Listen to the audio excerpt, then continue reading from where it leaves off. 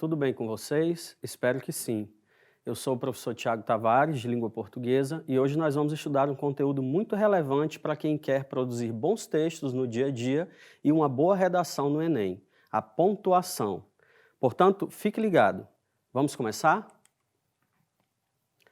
A primeira coisa que você precisa saber é que os sinais de pontuação são recursos gráficos que tentam reproduzir na escrita um pouco da riqueza melódica presente na linguagem oral.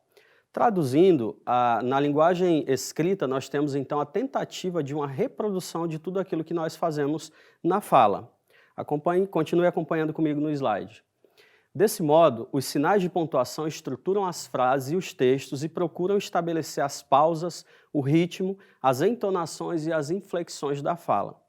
Portanto, todos esses movimentos, todos esses aspectos da fala, há uma tentativa de reproduzi-los na escrita com os sinais de pontuação. Vejamos então os 10 sinais de pontuação que nós utilizamos na escrita e algumas das situações em que eles devem ser empregados. O primeiro sinal de pontuação que nós vamos ver é o ponto. Quando é que o ponto deve ser utilizado? Ele deve ser utilizado para indicar o final de uma frase declarativa. Portanto, toda vez que nós declaramos algo, toda vez que nós fazemos uma afirmação declarativa, nós precisamos utilizar o ponto no final da expressão. Por exemplo, acho que Pedro está gostando de você. Nós temos aqui claramente uma frase declarativa. Outra situação em que o ponto deve ser utilizado é para separar períodos. Veja o exemplo. Ela vai estudar mais tempo. Ainda é cedo. Nós temos aí dois períodos simples. Ela vai estudar mais tempo e ainda é cedo. Esses dois períodos estão separados por ponto. O segundo sinal de pontuação que a gente vai ver hoje é o dois pontos. É assim que a gente chama ele. O dois pontos deve ser utilizado para iniciar fala de personagens. Quando nós estamos ali contando uma história por escrito, nós dizemos assim, ela gritou, vai embora. Veja que a fala do personagem está iniciada logo após os dois pontos. Outra situação é quando nós queremos anunciar algo que nós vamos dizer. Por exemplo, esse é o problema dessa geração. Tem liberdade, mas não tem responsabilidade. Veja que algo foi anunciado que seria dito. Qual que seria o problema dessa geração? Tem liberdade, mas não tem responsabilidade. Isso vem logo após o emprego dos dois pontos. O terceiro sinal de pontuação que a gente vai ver são as reticências. Quando é que elas devem ser empregadas? Primeiro, para indicar a suspensão de um pensamento. Quando nós queremos suspender aquilo que nós estamos pensando, e geralmente isso vai desencadear na escrita, nós usamos as reticências. Por exemplo, esperei até agora achando que... E aí você deixa para o leitor completar esse pensamento ou mesmo para quem está lendo o texto. Outra situação em que nós usamos as reticências é para representar na escrita hesitações comuns que ocorrem na fala. Por exemplo, não quero sobremesa porque não estou com vontade. Veja que há uma certa dúvida, há uma certa hesitação ao falar. Parece que a pessoa fica pensando no motivo, né, para dizer o porquê que ela não quer a sobremesa. E essas hesitações na escrita são marcadas pelas reticências. O quarto sinal de pontuação que a gente vai ver hoje são os parênteses. Os parênteses são usados mais ou menos como as vírgulas. Eles são usados para isolar palavras ou frases intercaladas de caráter explicativo. Também são usados para separar datas, para substituir a vírgula ou mesmo travessão. Veja comigo dois exemplos. Rosa Luxemburgo nasceu em Zamość, 1871. Veja que a data está colocada entre parênteses, então uma das funções do parêntese é essa. Outro exemplo, numa linda tarde primaveril, meu caçula era um bebê nessa época, ele veio nos visitar pela última vez. Repare que a frase meu caçula era um bebê nessa época parece que meio de intromissão nessa frase, porque a oração principal aí seria numa linda tarde primaveril ele veio nos visitar pela última vez. Então veja que essa expressão meu caçula era um bebê nessa época aparece de forma intrometida e por isso nós chamamos ela de expressão intercalada.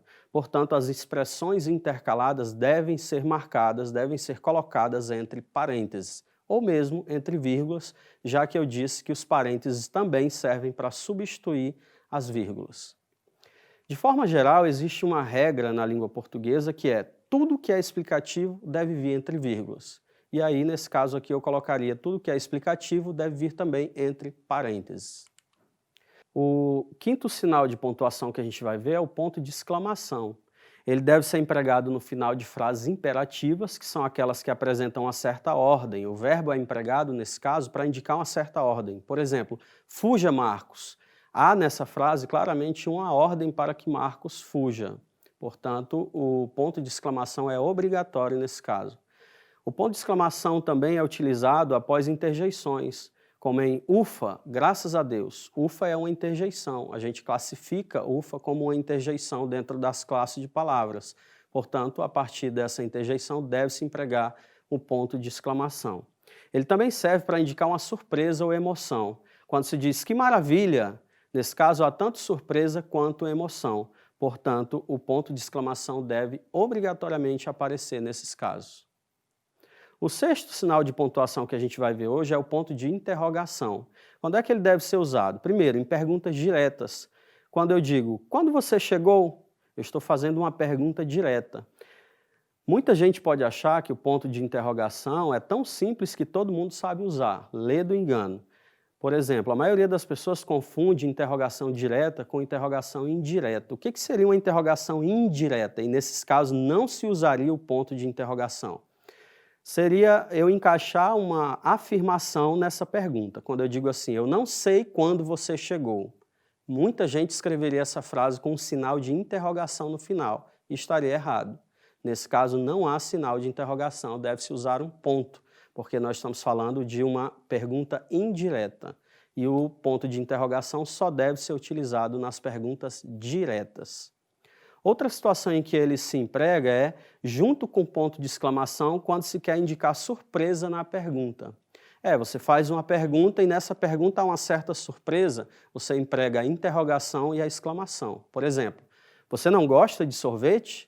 Veja que ali há uma certa manifestação de um certo questionamento, mas como você pode não gostar de sorvete? Existe alguém que não gosta de sorvete? Nesse caso aí há tanto uma surpresa quanto uma pergunta. E aí nesse caso deve-se usar a interrogação e a exclamação. O sétimo sinal de pontuação que a gente vai ver é a vírgula. A vírgula é o sinal de pontuação que se aplica a um maior número de situações. Indica uma pequena pausa menor que a indicada pelo ponto. E ela deve ser empregada nas datas para separar o nome da localidade. Veja o exemplo. Rio Branco, 29 de abril de 2020. Veja que a expressão Rio Branco, que indica uma localidade, está separada da data por meio da vírgula. Essa é uma das tantas funções desse sinal de pontuação. Outro caso em que ela deve ser empregada é para isolar tanto o vocativo quanto o aposto. Eu explico para você. Se você não lembra, o vocativo é aquele termo que eu utilizo para chamar o outro, para me referir ao outro. Quando eu digo, não se esqueça de mim, Maria. Veja que Maria é o termo que eu utilizei para chamar o outro. A gente classifica isso de vocativo. Portanto, ele deve ser marcado por uma vírgula. E se ele viesse no início da frase, uma pergunta aqui capciosa, a vírgula seria necessária? Por exemplo, Maria, não se esqueça de mim. E eu respondo para você, seria, porque se trata ainda de um vocativo. E se ele viesse no meio da frase, se eu dissesse, não se esqueça, Maria, de mim, o nome Maria também deveria vir marcado por duas vírgulas, porque se trata de um vocativo. Outra situação em que a vírgula deve ser empregada é para isolar o aposto. O aposto, para quem não lembra, é aquele termo que explica um outro termo anterior a ele. Por exemplo, Camila, minha filha caçula, já está na faculdade. Repare que minha filha caçula é claramente um adjetivo, uma explicação do termo Camila. Portanto, nós classificamos isso de aposto e os apostos devem ser marcados por duas vírgulas. Outro sinal de pontuação muito importante para quem quer escrever uma boa redação é o ponto e vírgula, até porque é um sinal que dá um certo charme no texto. Como o próprio nome diz, o ponto e vírgula é uma pausa menor que a do ponto e maior que a da vírgula. Por isso que ele é chamado de ponto e vírgula, ele fica ali no meio termo. E ele deve ser usado quando? Primeiro, para organizar itens de uma enumeração. Quando eu quero fazer uma sequência, uma enumeração, por exemplo, numa receita de bolo, eu devo empregar o ponto e vírgula.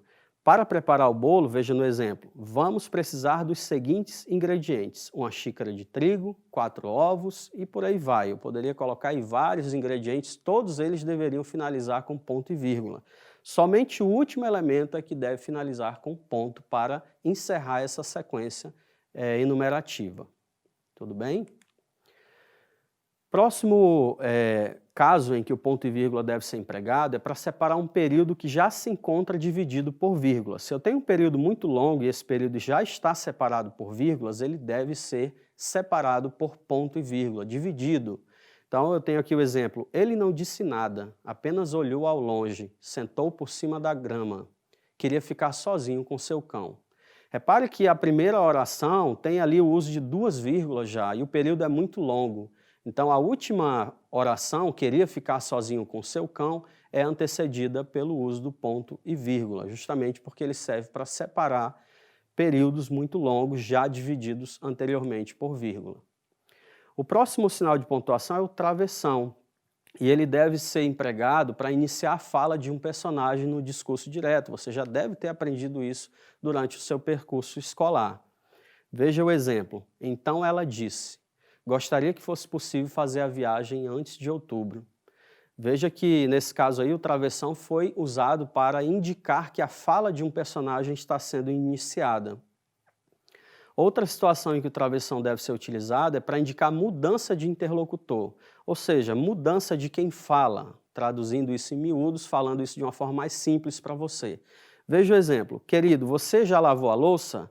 E aí a pessoa responde: sim, já comecei a secar, inclusive. Então veja que houve aí uma mudança de quem estava falando. Nesses casos, nós temos que usar o travessão para indicar essa mudança. O último sinal de pontuação que eu queria comentar com você aqui são as aspas. Quando é que elas devem ser empregadas? Em primeiro lugar, para destacar palavras como gírias, estrangeirismos, neologismos, palavras antigas, que a gente chama de arcaísmos, e expressões populares. Veja comigo um exemplo. A aula do professor foi irada. Se você vê um adolescente falando isso hoje, automaticamente você vai entender que a aula do professor foi muito top, né? Se fosse utilizada a expressão top, também deveria ser marcada por aspas, né? Significa que a aula foi muito boa, foi muito legal, né? Então expressões como gírias, nesse caso aí irada, deve ser marcada por aspas. Outro exemplo: ele me pediu um feedback da resposta do cliente.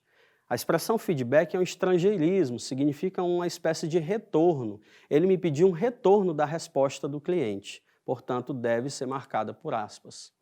Uma outra situação em que as aspas são indicadas é para indicar uma citação direta, é quando eu uso um texto de outra pessoa, uma letra de canção, por exemplo, como é esse caso que a gente vai ver agora.